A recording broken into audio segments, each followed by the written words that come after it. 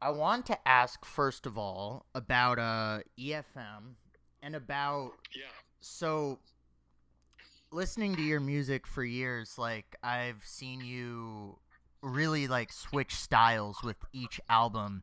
And EFM in a weird way feels like kind of a return to dance music or like a yeah, re-engagement with it because like Dream a Garden and Pillowland both felt in an abstract sense like they were sort of pop records in a way. I mean, I don't even really know how yeah, to describe them, but they're sort of like pop or maybe even you could say in a weird way R&B. Whereas yeah. EFM feels very directly inspired by like dance music again, and I just wanted to ask like what inspired your return to that sort of style? Yeah. I mean, I'm still kind of figuring it out. Because things kind of just happen creatively, and then I don't really have a reason for it, and it just kind of happens. But two things. I think one was, well, maybe three things. Like on a kind of large, on a kind of macro level. Um, I think I was. It kind of started. I started to get the idea in lockdown, and I think that had something to do with the idea of just missing going out, missing being around people. I'm not.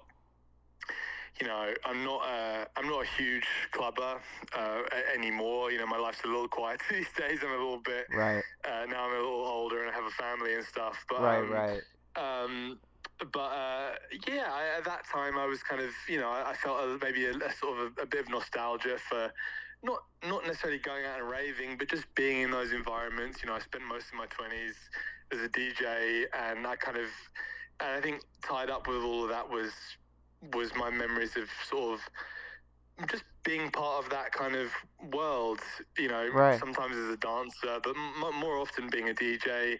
The music, certainly, I kind of rediscovered a lot of records that I really loved. And um, yeah, I kind of missed being part of that whole economy as well. Right. I miss the travel to the shows. I miss getting to the club a little bit early when all the lights are on and all the bar stuff is coming in and they're setting up and you're doing a little sound check.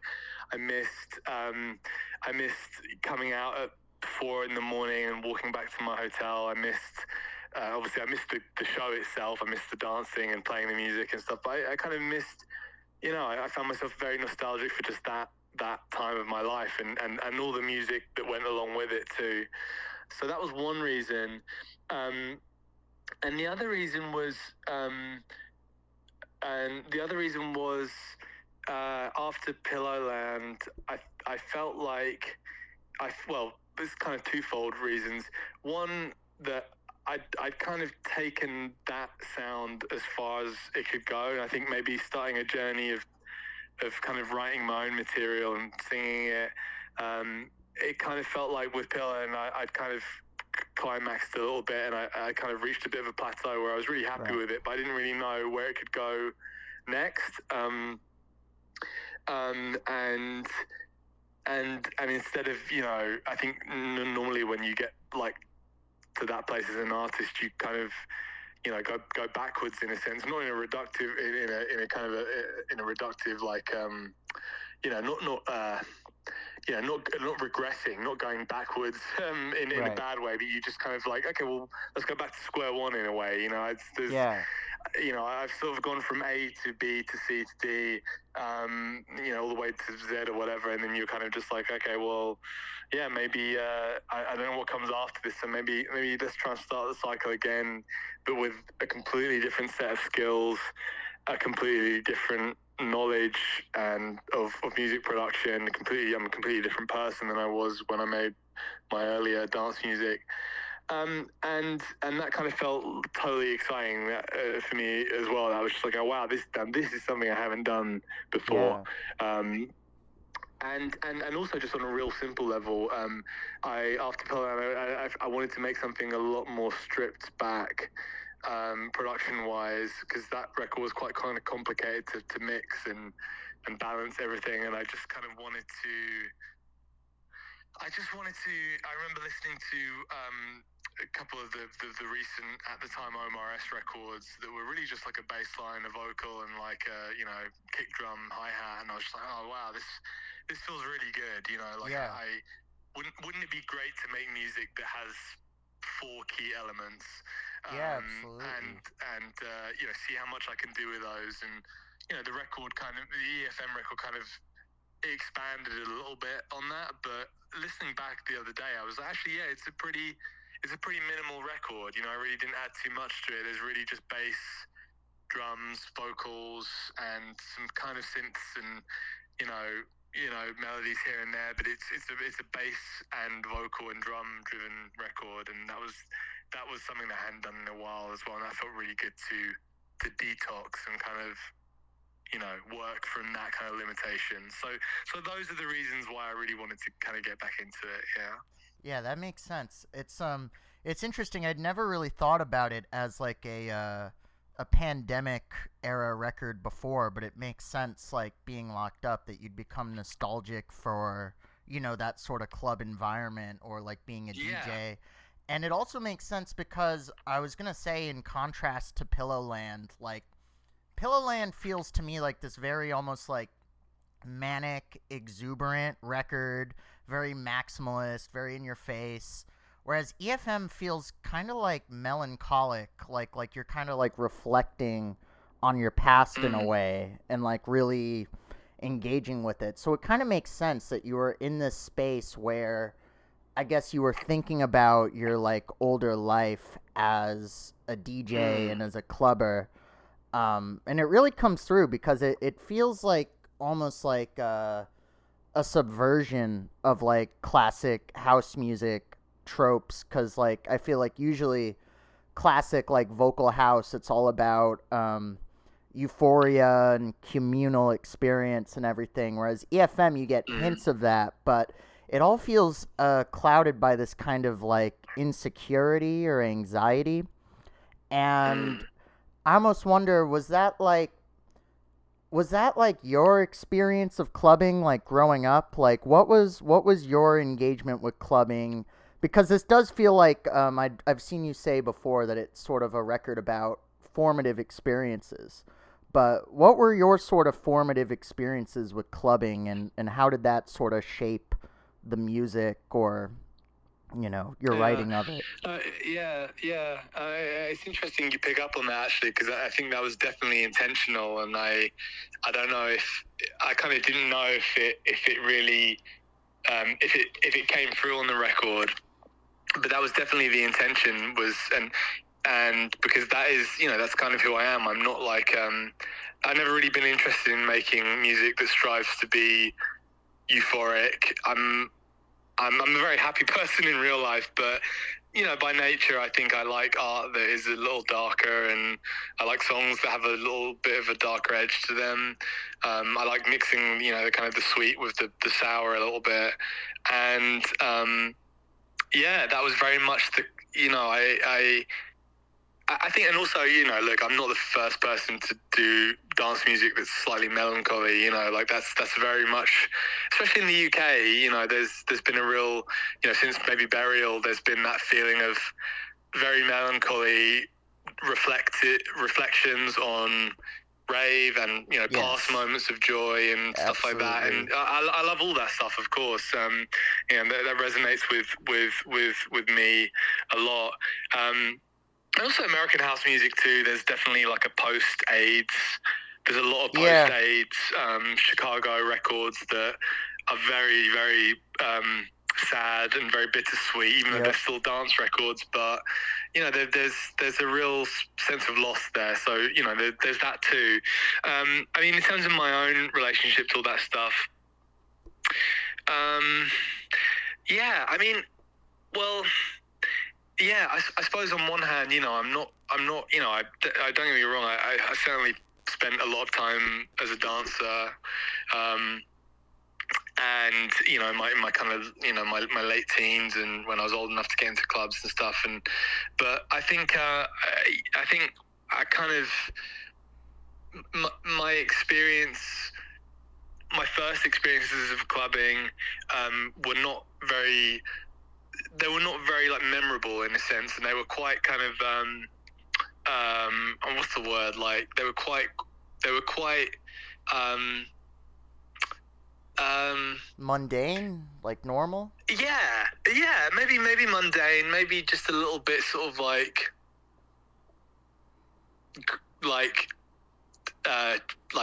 I want to use the word like cheap. Like there was, Right. I've said this before. Like there was a club in our local town, and it wasn't cool. They didn't play cool music or whatever. I mean, you could certainly hear UK garage and stuff there. That was the style at the time, and Right. also like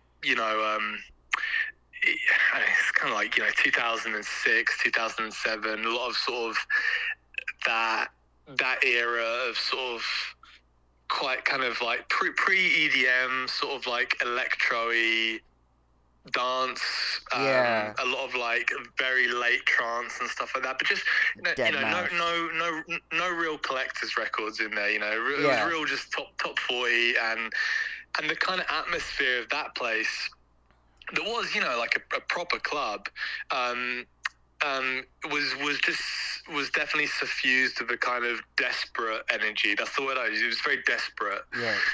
It was, who am I going to go home with? Am I gonna, am I gonna meet, is the girl that I like at school going to be here tonight? That kind of thing. Right. Like just teenage stuff, adolescent stuff, and like. I think, and it always felt like the environment you were in, and I also think it was probably way more men to women as well. So there was there was certainly a feeling of desperation and kind of testosterone built up as well. Yeah. And it just it would always end with fights. Oh, It'd be fun, man. not with me personally. I'd left the club by that point. But, right. Like I've definitely witnessed, like fights and, jealous things breaking out in the car park, and just too much alcohol, too much boredom. Exactly, and like, look, every sort of suburban nightclub has a version of this. Yeah. The world over, and it's a rite of passage. It's part of growing up and making mistakes and going through that. But I think that honestly, like, when I moved to London shortly after, and I went to cool clubs, and I discovered house music and disco and dubstep and all this stuff at once, pretty much it was a very intense like 2-year period. None of those experiences ever quite had the same feeling, and I think it was because you're in London, and you're at the center of the world, and your priorities have changed, but there was just a real sense of hopelessness and desperation that I associated with going and clubbing, that I think really is my kind of formative experience of it, and it's kind of clouded everything since. And it's funny because I think I loved clubbing in London at first because I got to hear all this music, and I got to go out and hear it loud and dance to it and be around people, and that was great. But now I'm older and I don't really go out so much. I still am able to enjoy all that kind of music and the experience of listening to it quite comfortably at home without really losing anything. And and it's kind of like that experience for me when I was going out in London wasn't that important to me. It was for my musical development, but those weren't the experiences that made me kind of the person who I am.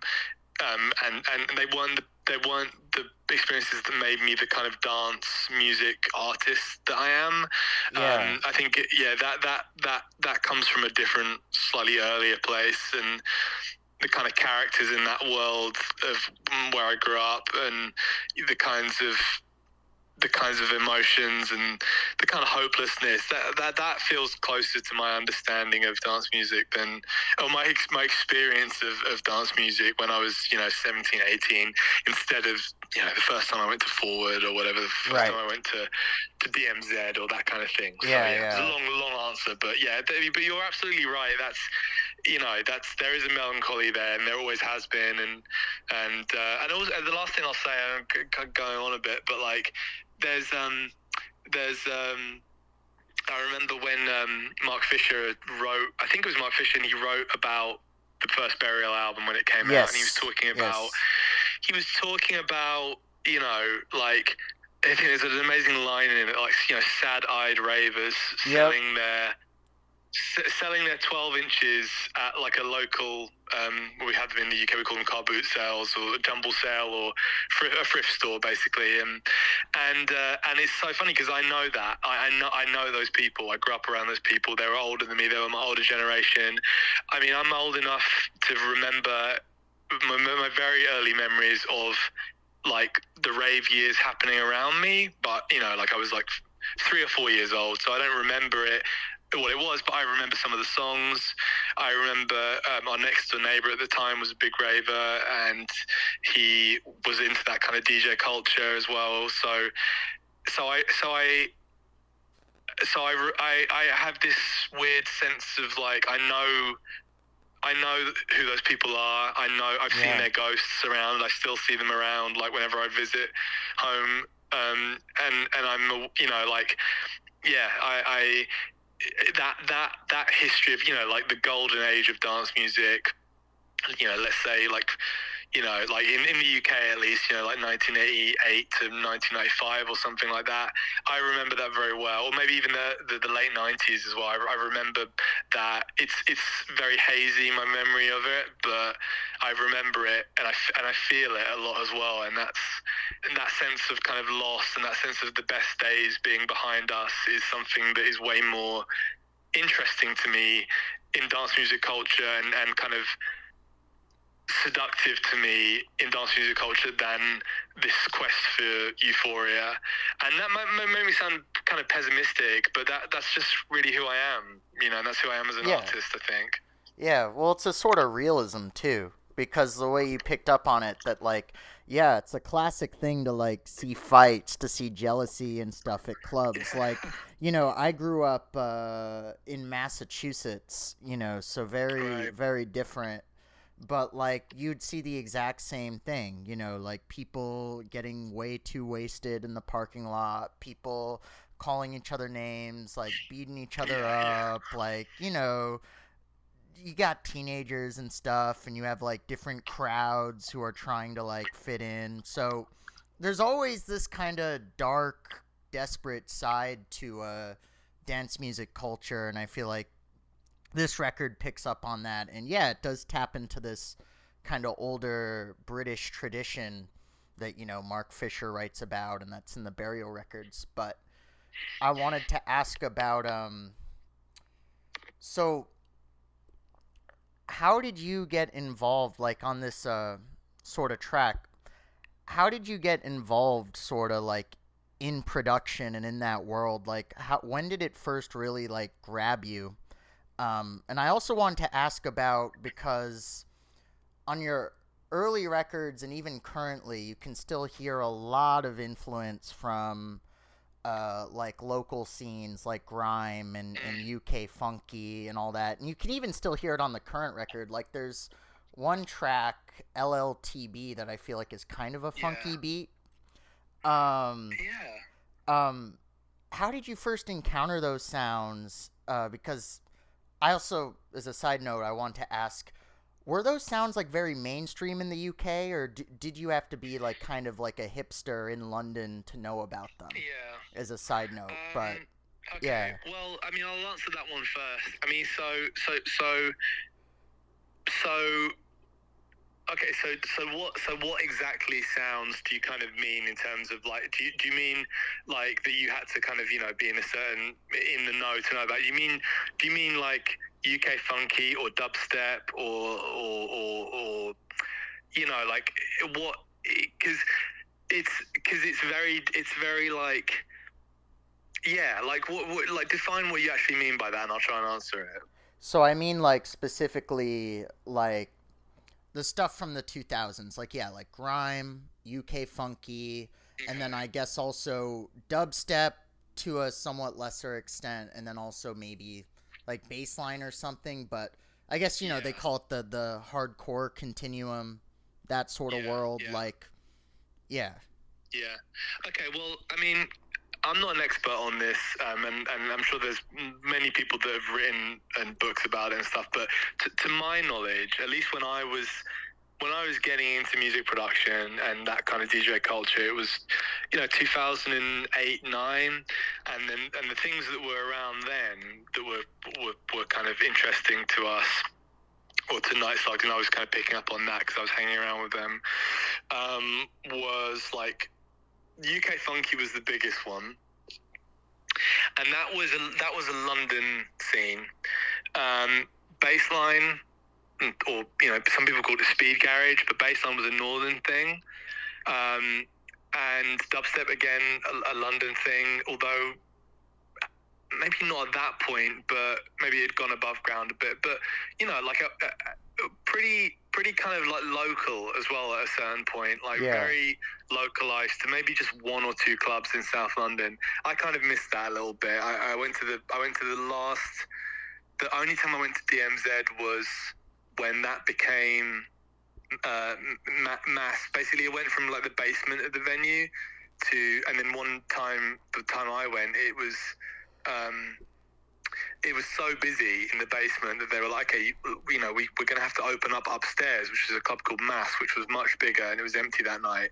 And that was a kind of a weird sort of turning point that happened to be there for. Anyway, the point that I was going to make was, I think looking back, they were quite niche scenes. They were, and I think you're right. You did have to kind of be in the know about them. Just because, I mean, we're definitely living in the world of the internet, and we were certainly picking up about regional club music in America on blogs and stuff like that. Like, it was definitely the blog era. So Right. I knew about UK Funky, and you could buy 12 inches and stuff like that, but it was a small scene. But at the same time, we were learning about regional American rap, Baltimore club, like hi-fi and like jerk music and stuff out on the West Coast. Yes. So all this stuff was like, you could find it if you dug a little bit, but you did have to dig a little bit.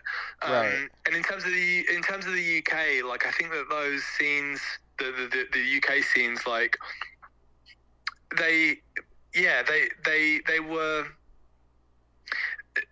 I think what tends to happen is in the UK is that, I mean, I remember as well. I mean, actually, I want to kind of look this up, but I remember there was a certain point where, like, a couple of the sort of UK funky kind of anthems, I think charted, or like had a chart position that was probably pretty low, but like still like was like, oh, okay, this is kind of going above board. Radio 1 is playing it instead of like the more underground stations, and it kind of went from a dance music to a pop music a little bit, but like not to the degree that, like, when Drake put out One Dance, no. Nothing on that level. And and kind of, and with grime as well, I think there was definitely a lot of critical attention to it around Dizzy Rascal, Boy in the Corner, probably, but like, and then a couple of chart things here and there. I remember Roll Deeper in the charts at one point, but like, sadly it was kind of over. It was over pretty quickly, that mainstream exposure, and it didn't really, as far as I know, it didn't really stake a, also another one, T2, Heartbroken, you know that song? Yes, I love that song. Love that song. Yeah. Okay, well, that was, I mean, I should, this is an intro, I should actually look this stuff up, but that, I'm not even unsure that, I don't know if that went to number one or not, but I remember when that was what I remember, and I'm just going on what I can recollect now. I'm totally wrong about all this stuff probably, but I remember T2 Heartbroken being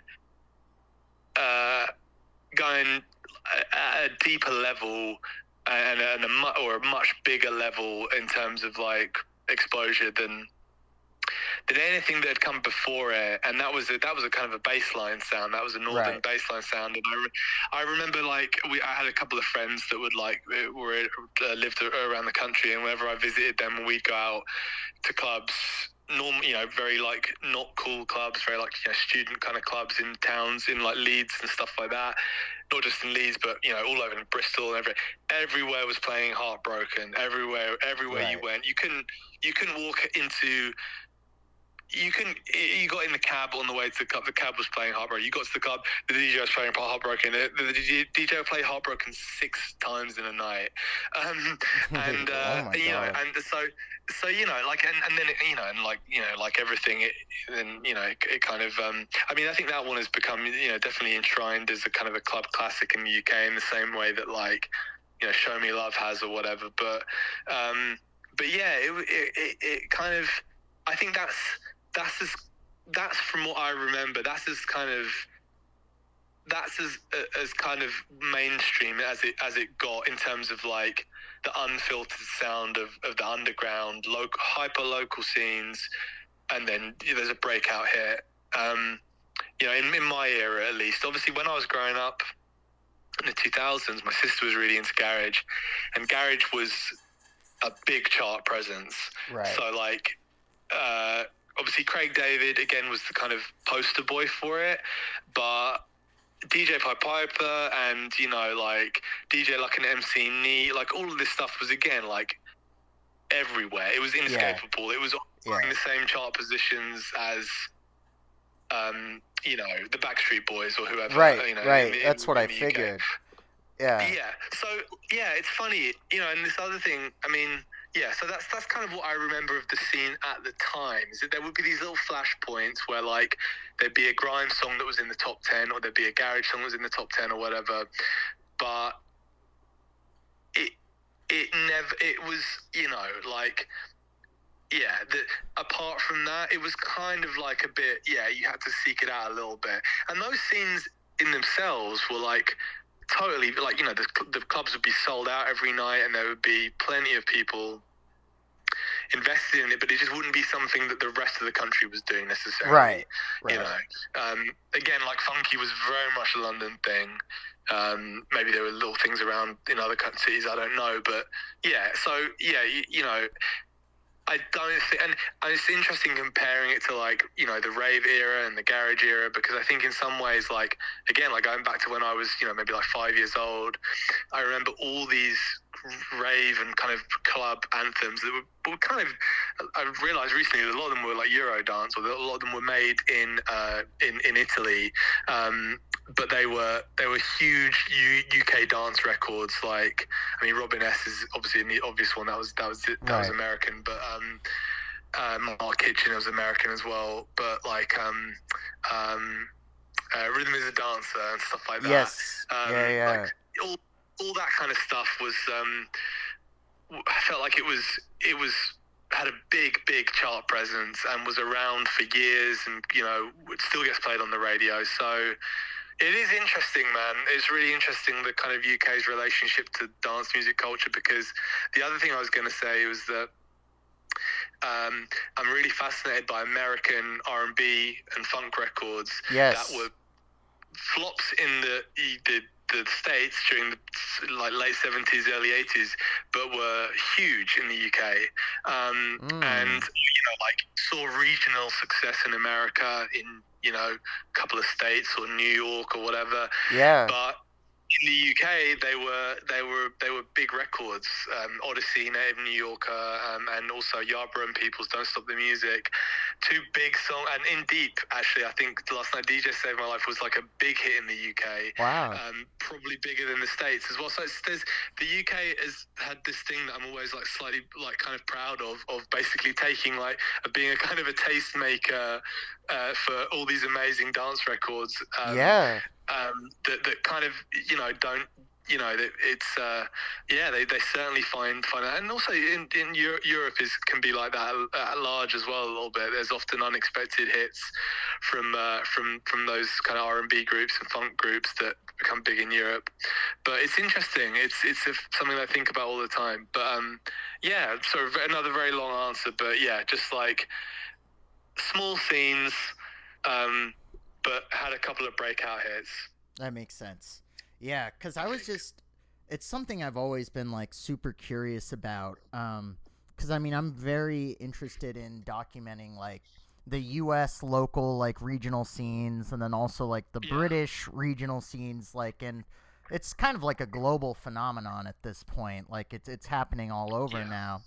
But I was interested in it in your development because I feel like your work, your early work, at least in this newest record, it feels like it's very much in conversation with those sort of scenes and kind of like this weird, like auteurist revision of them in a way.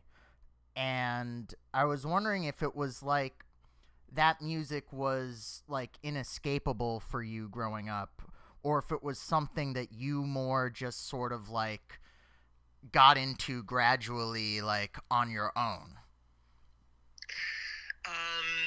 No, yeah, I mean, I definitely, yeah, I mean, I think I definitely got into it on my own. With the same with a lot of music. It's just kind of like I've been collecting records since I was about 14, and I've just been really, my kind of teenage to adult life has really just been solely focused on music and obviously the making of music, but also, you know, the discovering of music as well. So like all that has been kind of self it's that's just kind of what I've done. I've sought things out. I've certainly not been I certainly wasn't exposed to like Baltimore Club on the radio in the UK, Right. and Right. or I mean maybe American hip hop and R&B of the 2000s. That was one thing that has become sort of central to my musical experience and fandom and listener. Like I love all those records and they're really important. How they were made, how they were produced, has become really important to me. The older I've got, and at the time I liked them, but I was too much of a self-conscious kind of rock and roller to be like. To claim that, and things were still Right. quite territorial as well. Like you couldn't be into Nirvana and J Lo. Right. Totally. Yeah, you can. It was it was Same not that was not experience. allowed. Yes. Like Yeah. maybe yeah, maybe you could Limp Bizkit and Cypress Hill was an acceptable crossover, Yeah. something like that. But Yes. Totally. or even or even like Eminem or something like that. But broadly speaking, the more melodic ones, which are always the ones I liked as well. I mean, I remember obviously a lot of US rap records were big, but I really just like the R&B stuff. I Yeah. really liked Maya and J Lo and all the stuff that Neptunes did as well. Yes. So all that stuff. Um, that was one thing that I certainly like grew up with around me at complete saturation point, and then kind of found my own way into it. But in terms of like in terms of dance music, it's funny because I think like the kind of the like when I really started to get into dance music when I was maybe sort of 16 or 17, and specifically dance music, I was already into like American rap and kind of American underground rap as well, and Stone's Throw and all that kind of thing. I kind of knew my stuff with that, but I discovered Chicago House for the first time. It was introduced to me, rather, I should say, and that's when I was like, oh, okay, Right. this is a whole other thing, and this is like has its own history, and this is like, Right. so I got fully into that, and so anyway, so I got really into, I discovered all that stuff independent of what was going on. Having said that, one thing that has occurred to me since I started doing EFM, and I've kind of been on this journey for a couple of years now, is that I'm really figuring out kind of like what my core musical and cultural like obsessions are that are just like Right. my things, and I'm kind of narrowing it down a little bit, and I'm thinking a lot more about the music that I remember from my childhood and the music I grew up with, even if I didn't like it at the time, or even if I didn't know I liked it at the time, or would have, you know, like, but it was everywhere. It was saturation point. It was, yeah, it was the moment you left the house, you heard it. The radio was always on, even in like the early '90s when I grew up. It was just like these records are everywhere, and part of those records that I'm discovering, along with a bunch of, you know, British kind of boy band pop that had some really amazing songwriting moments that I'm just like, I think I always loved this. I did always love this song. I want to draw on this again. You know, I want to draw on this music that I remember from being like a, you know, a very young child that is just seeped into my subconsciousness. Amongst all that stuff, amongst a lot of American R&B records as well that were big in the UK when I was really young. Was a lot of these dance records as well. A lot of kind of, I guess you would call them Euro dance, honestly. Like you know, like sort of pop rave almost. And you know, it's funny because I do feel a little bit like dance music is really in my blood, whether I like it or not. It's really, it was there from the moment I grew up. At the moment, you know, that I began to, you know, be conscious as like a very young child. And yeah, and I think it's funny. I keep coming back to that recently as well, of being like, you know, like, yeah, of course I've spent the last, you know, like 15 years of my life being too cool for school and finding the most obscure records I can and seeking out all these hyper niche scenes and local American rap music and, you know, like forgotten Italo disco records and, you know, forgotten Chicago house records and all this stuff, but really, you know, way before all that, way before I could even speak, you know, like I was kind of imbibing this mix of whatever was on the radio, which was, yeah, probably like, yeah, Euro dance, poppy rave stuff, maybe little bits and pieces of American house hits, American dance music, American R&B records,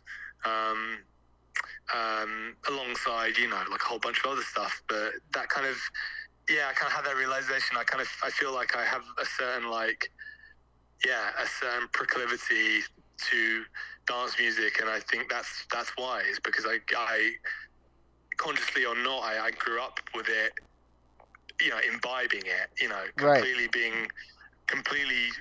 you know, drinking it in at a really impressionable and early age. Which goes way beyond, yeah, the kind of the more you know, hard to find stuff that I've sort of sought out recently. So yeah, that's kind of how I feel about that kind of thing. Yeah.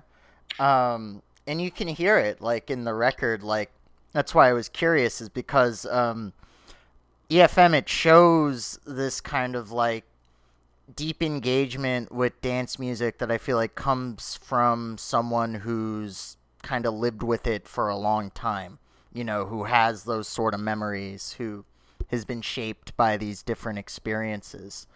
Yeah. But I was going to ask, you know, after what you said, so you've always been this kind of like omnivorous musical presence, always like trying out different styles, coming up with new hybrids of things that like people couldn't imagine before.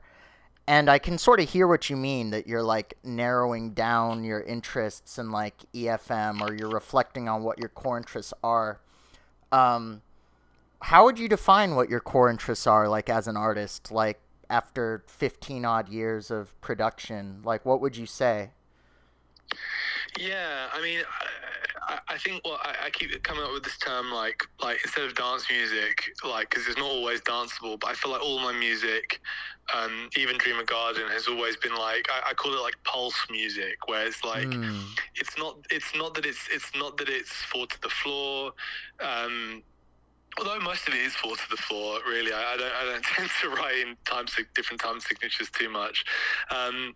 It's yeah, it all has a kind of a pulse, and I think that's one of the things that I think EFM was all about, and it kind of feels liberating, being like, like it's a narrowing down, it's a kind of limiting yourself and being like, actually, this is what I do. I make music that has this steady pulse to it, but anything can have that, Yeah. It doesn't always have to be syncopated. It doesn't always have to be fast. I mean, a lot of my favorite guitar music is very repetitive and almost loop based, I would say. Like, I Yeah. mean, even like the Velvet Underground or something. Yeah, totally. It's repetitive. It's Hypnotic. hypnotic. Yeah. Yeah, exactly. And and I just find those threads easier to kind of synthesize. The older I get, and kind of the better I get at music as well, because I think you're always improving, you're always learning, and you know, whereas like maybe in 2015 I would have had to feel like would have had to make a whole record like Dream of Garden to express those interests, or express the desire to make songs that sounded like a certain influence. Now I can synthesize that better. I can sprinkle a little bit of Velvet Underground into a song that is quite clearly a house song. Right. It doesn't Right. doesn't need guitars in it even. It's about the feeling, and it's about the kind of the inspiration that you take from anywhere and kind of synthesizing it into your own brand of dance music. But yeah, like I say, like music with a pulse, music that's kind of steady. I mean, I think, and aside from that, I think that's one organizing principle that I have over all the music I love. Really, is that it has that pulse, and also, I think I think my two major obsessions really as a as a sort of a music listener have been, I don't want to say genres in particular because I don't think that's quite accurate, but it's like I think my kind of musical sort of mum and mother and father, as it were, is kind of like on one hand basically R&B music, like Black American music, maybe not just R&B, but Black American music, like Yeah. in all its diversity, really. And this doesn't mean it all sounds the same, but I'm just mean it's like there is obviously a certain energy in the spirit that I find is from disco, uh, you know actually I won't be specific here. I'd say Black American music from I'd say the late 60s to the mid 80s. Right. And then it becomes hip hop, which is a whole other thing. But just for me, like that's the music that I really draw on, which basically takes in soul, funk, disco, R&B, Right. at its core, and that's really again, like that music is kind of in my DNA somehow, like not literally, but as a listener, like that's music that I grew up on. That's music that I remember, from my earliest memories. Just those music. That was the music playing in my house, my parents, and I just have a deep love and profound respect for that art form in all its diversity, and if you ask me, it's the greatest. I think it's the greatest achievement, sort of in human civilization, really, of the arts. Yeah. Of for me personally, I'm not. It's just I can find everything in that music. I can find every answer to my own life and my own experience in that music. I feel that is music that is, given me direction and saved me on countless times. So there's that, and again, that music, it can be many things, but it comes out of a struggle. It comes out of a very specific kind of situation, and and I think a lot of the emotions that I respond to in it, all the way over in England, are about like, not about, but a lot of the things that I respond to it emotionally, um, sorry, a lot of the things that I respond to in it emotionally are feelings of sort of are feelings of joy, I suppose. And I don't mean that the music is constantly joyful and happy. I just mean that like there's a certain sense of of of of finding joy in the world in the midst of so much pain. Yeah. Like that's the sort of the simplest way I can put it, obviously. And again, you know, me and the rest of the world obviously responds to that music, you know, tremendously. So that's really just kind of one side of who I think I am as a person musically in terms of what my influences are like. And again, this might not be present in the music I've released up until this point. I understand that, because it's one thing being inspired by a record and sitting down and wanting to make music, but you're not going to end up with the same thing when you put out that record, you know, No. 6 months later. So Never. it's I don't know what happens in between, but one of the things that makes me sit down and be like, I want to make music with my life, I want to find a way to express myself through this art form, is that canon of Black American music. So that's one thing. But then on my other shoulder, you know, and this is maybe this influence is a little bit closer to home, is that there's a certain type of mentality that I think there's a certain feeling that I think you can only find in British music, and that's why I excluded. That's why I wanted to exclude Black British music, and maybe also even like dub reggae from that last kind of that last set of influences, because the British music that I really source inspiration from, and you know, look, there are countless amazing British funk bands of the early '80s that I'm not going to list now, but that's not what I'm talking about. It's a kind of it's not joyful at all. The British music that I really love and respond to is very melancholy, and it's very pessimistic, and it's not. It doesn't really come out of struggle either. You know, I'm kind of really sort of talking about a certain feeling again that I get from a lot of British post-punk music. Yes. And kind of, yeah, I would say, yeah, really kind of post-punk music from, I think, probably about 78 to maybe 83. Like The Fall or Joy Division. Absolutely, Yeah. absolutely. Yeah. All of that stuff, and you know, and goth music as well. But Yes. I kind of think it's all the same thing. If you're a British guitar band in between that time, you know, like, you know, it's I know it's different stylistically, but I get the same feeling when I listen to some of those early Fall records as I do some of my favorite Cure records, which are the same Yeah. same era. It's all coming from the It's same thing. Yeah. it's coming from the same thing. It's coming from it's a certain it's a certain it's a certain misery that's really enjoyable to like to digest, to imbibe. It's like it's a kind of an enjoyable, satisfying kind of depression that you can kind of wallow in, and it's very murky and it's very romantic and kind of helpless. I mean, sometimes it's often quite scary. I think it's quite filled with dread and anxiety, and but it doesn't seek to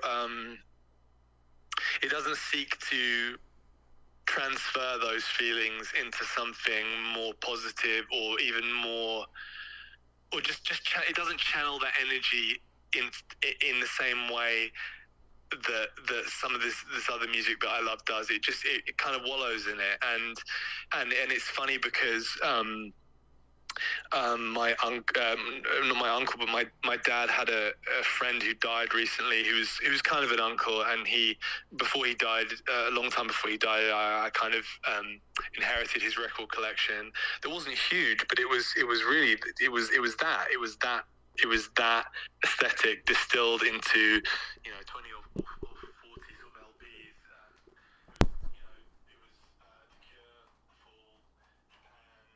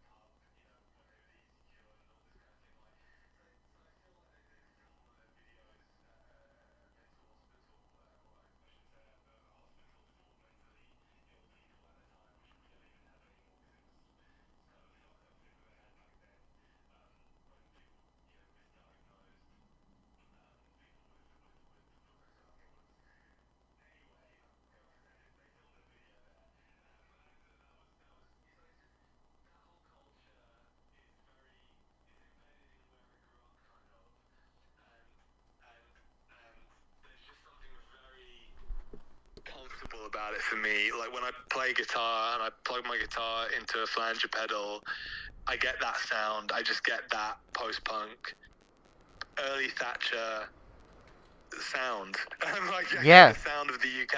I get the sound of the UK at that time, and it just takes me back. It's like being in a time machine, and I just feel something.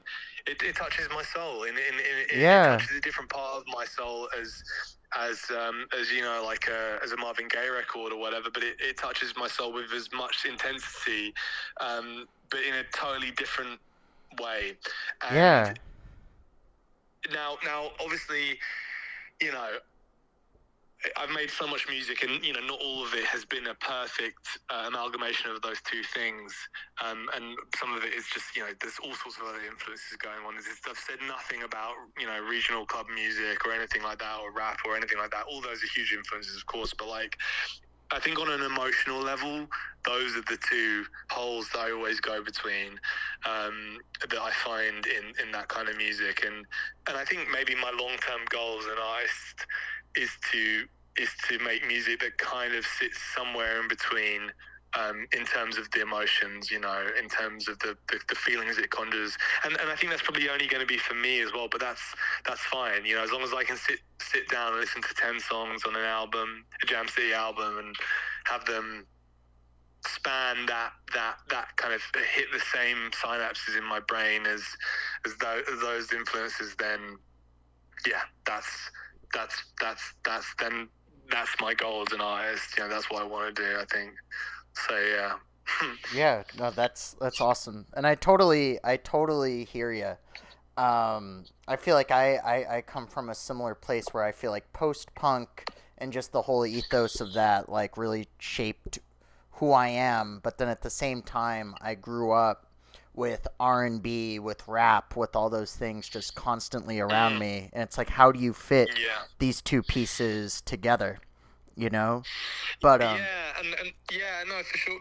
And I think for a while, you know, when I was younger, I thought it was about trying to fit them together. But I think actually, no, it's more interesting when you kind of hold them both in their differences, and you know, just allow them to be sort of side by side, but they don't have to, you know, mesh, because it's not about, like, I'm not trying. And also the other thing is that what my favorite thing that I like doing is finding traces of each of them in of each music in each of their yeah, things. So like, and a lot of, you know, like I'm a you know, music equipment nerd, and I've just spent hours looking at, you know, pedals and amps and guitars and stuff like that. So like, you know, a lot of it is just about the technology used as well, you know, like, and I think sometimes you can hear traces of the same guitar tone, on like, you know, I was listening to, there's a Gil Scott Heron album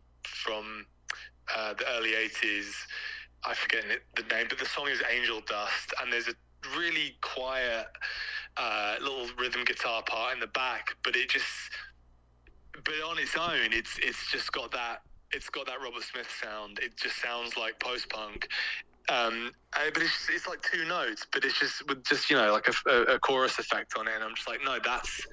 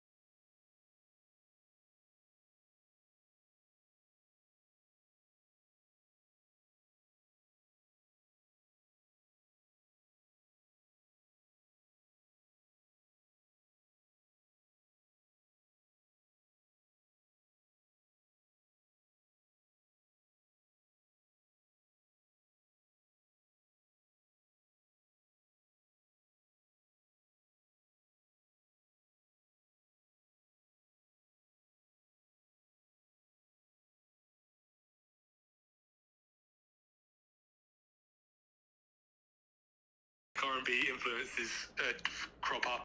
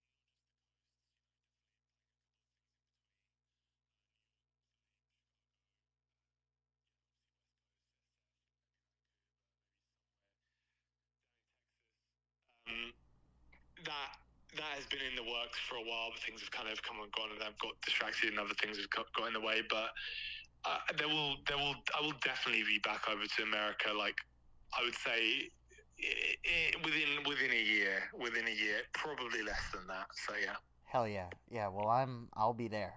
I'll be there. Awesome. Well, yeah. Absolutely. Thank Well, you so much. of Thank you for course. your interest, and thanks for your time, and thanks for the good questions, and yeah, and thanks for the support. And so is this going to be on like a radio, or is it going to be like a written thing, or? It's gonna be on the radio, so I'm gonna Okay, edit cool. it up, and then I'm gonna air it so it airs. My show is Fridays, or I guess Saturday mornings, 1 a.m. to 2 a.m. In New York. So I'm gonna edit it down. I might put it for like 2 episodes, and then I'm gonna put it on YouTube probably like after it airs, or something like that. Cool. I'll keep you updated. Okay. I'll send you emails about it and let you know. Keep you looped in. All right. But, awesome. All right. Well, thanks so much for your time again, yo. and yeah, I look forward to hearing it. Yeah. Well, thank you. Thank you. Have a great day. Cool. All right.